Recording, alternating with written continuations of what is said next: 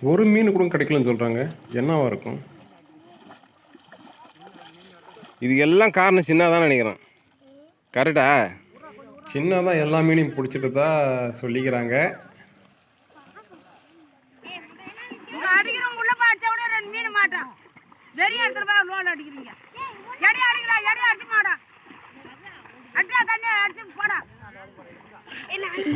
வெறும் தரல நீச்சல் அடிச்சுக்கிறாங்க.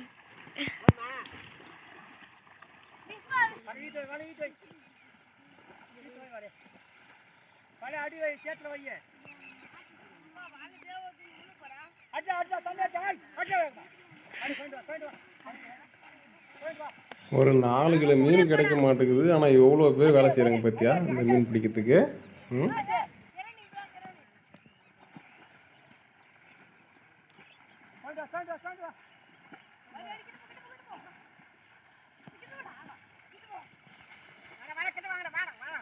கழுத்தோட இருக்கிற தண்ணி அந்த இடத்துல மூழ்கிட மாட்டாங்க.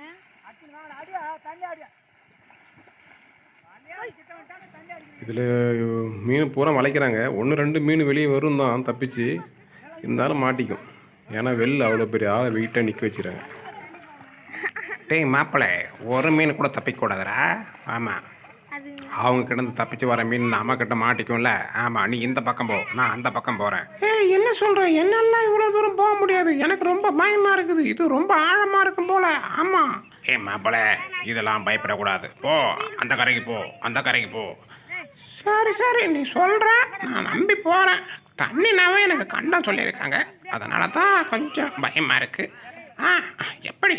ஐயோ அம்மா, இந்த பக்கம் பள்ளமாக்குது. இந்த பக்கம் போகலாம். இப்படி வரேன். டேய், என்ன இந்த பக்கம் போக சொல்லிட்டு அந்த பக்கம் என்னடா போய் சாப்பிட்டுருக்கேன். நானும் பார்க்குறேன்.